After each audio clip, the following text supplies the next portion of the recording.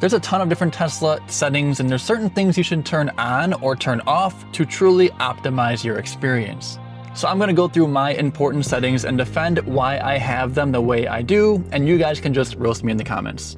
Starting in the controls, the auto wipers, I have these off. I put them on auto when it's raining, but when it's not, I have them off. They're pretty good at changing speed depending on how hard it's raining, but they're really bad at differentiating rain between like a speck of dust.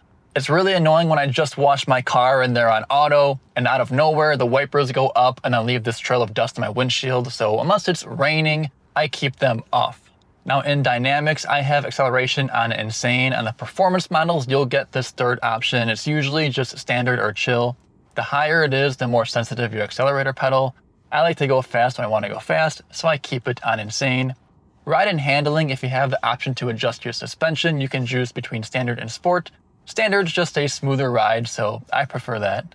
Steering weight is the resistance of the steering wheel when you make a turn. I like it heavy, put some extra muscle into it, make it feel like a sports car, but if you want a smooth ride, light is the way to go there.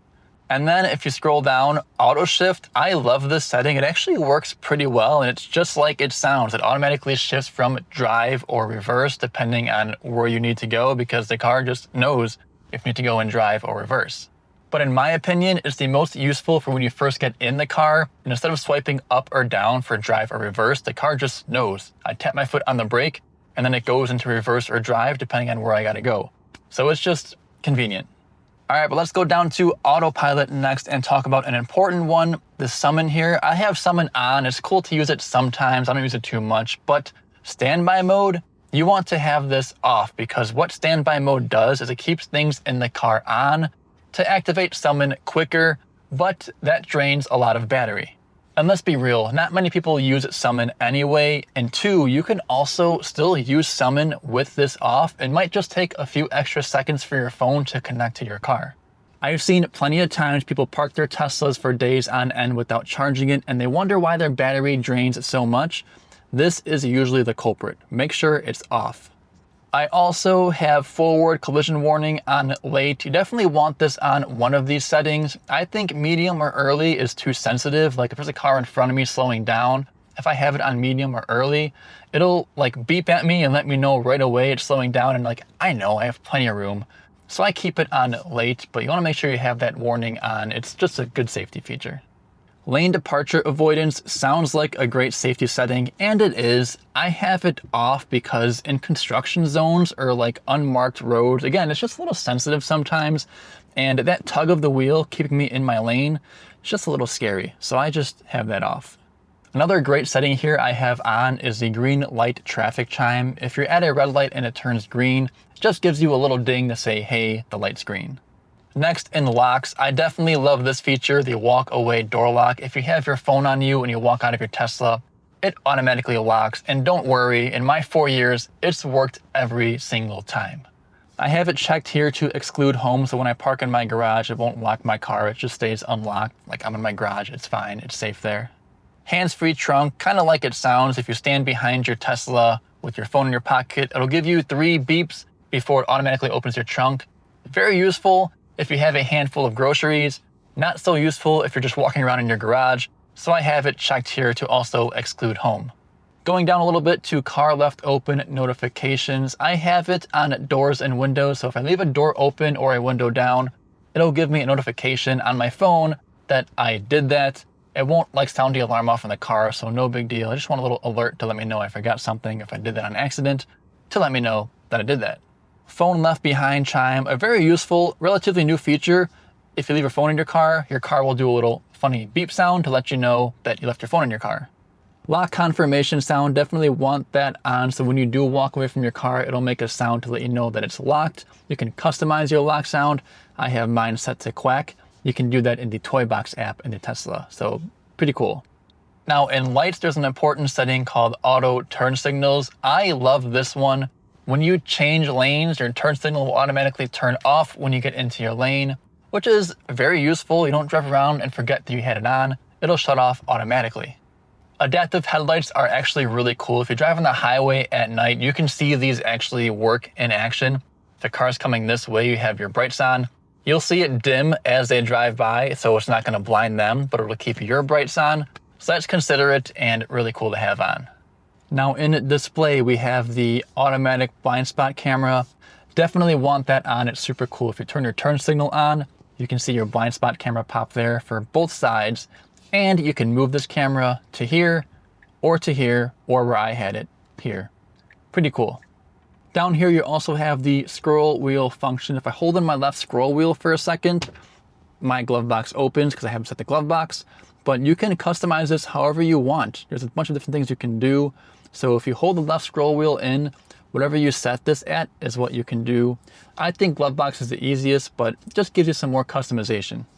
Now, a very important one in safety is going to be Sentry Mode. Definitely want Sentry Mode on, but only sometimes.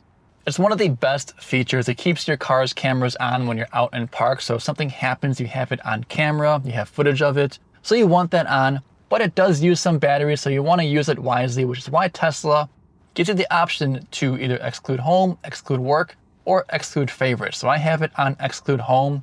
So when I'm home parked in my garage, my cameras aren't running, my car is not on, and I'm not just wasting that battery because I'm in my garage, but anywhere else I'll have Sentry Mode on and activated. But if your car is safe parking at work or any of your favorite locations, you can check these also to save some battery. And while we're here, I want to turn this camera-based detection on. I wish I had it on, but it uses its cameras to actually turn on Sentry Mode instead of just these sensors. So it's a little more sensitive, but I would rather be safe than sorry. So I'm going to keep that on. Disable Sentry sounds. I'm going to keep that off because if someone is trying to get in my car, I want it to make a sound. So I'm going to keep the sounds on. And then dash cam. This one's important. You don't want this off. You want it either, I would say, auto or on honk. So if you don't know, Teslas use like all their cameras as just a running dash cam when you're driving. Your last hour of driving is always saved, but it gets overwritten if you don't actually save it. If you have it on manual, that means you have to actually tap this dash cam icon while you're driving, and you could imagine you could forget to do that sometimes. So automatic would automatically save it in case of like an accident or something. But if it's on automatic, you still have the option to actually just tap your dash cam icon and save that footage. So that's why I like it on auto. And then if you want to honk your horn, whenever you honk, it'll save the last 10 minutes permanently as well if you enable on honk. I think these are all pretty cool safety features, pretty self-explanatory, but down here I know there's a setting that's pretty controversial that I have off, which is cabin overheat protection. It keeps your cabin under a certain temperature, whatever you set it at all times. You can imagine in the summer, especially here in Las Vegas, the inside of your car can get really hot, like up to 140, maybe 150 degrees sometimes. But this is not meant to protect the materials inside your cabin. It's actually intended for like if you forgot a kid or a dog inside your car while you went out to do something. And for that, there's things like keep climate or dog mode now. The only way that heat can cause damage, at least what I was told by a Tesla employee, is if there is direct sunlight and UV rays that are really hot beating on this computer all day. And for that, a simple windshield shade in the summer would protect you from that. But I recommend one of those that would actually fit the Tesla 3 or Y or whatever you have, because these are big windshields and a generic one just won't fit. So if you want one that fits, I have a link below to all the stuff that I have for my Tesla.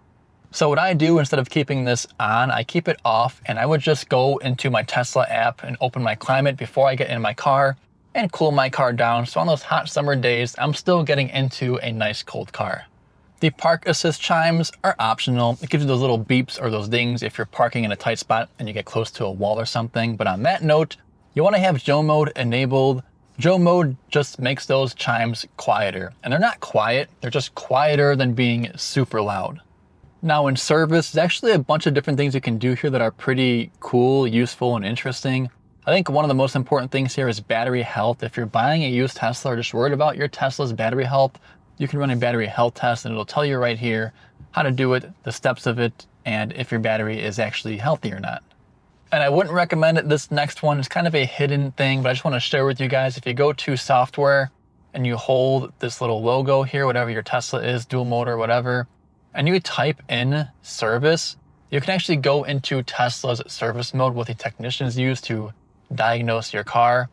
And I wouldn't really mess anything here, but if you do want to try to diagnose something before taking it in, Just be careful what you change and what you play with, but you can look at like your batteries, your seats, the climate stuff. I don't really know too much about here, so I'm gonna exit here. But if you wanna get that secret service mode menu, that's how you do it.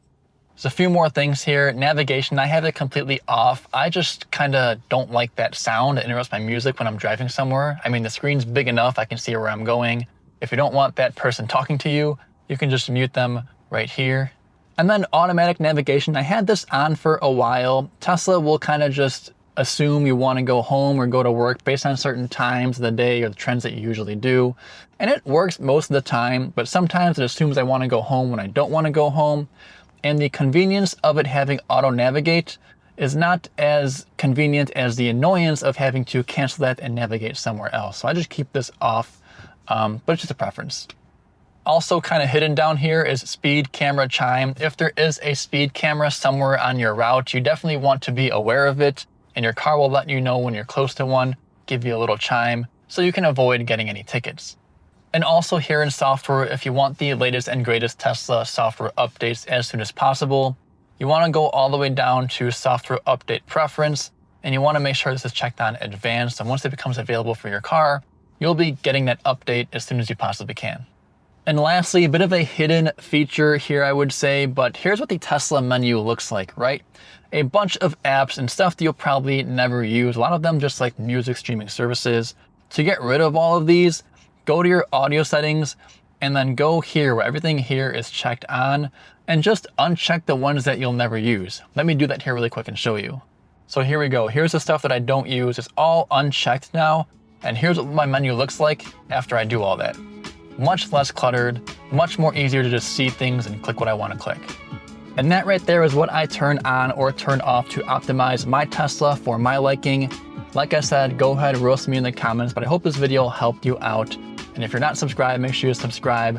But anyways, thanks for watching. Hope it was helpful. And as always, I will catch you in the next one.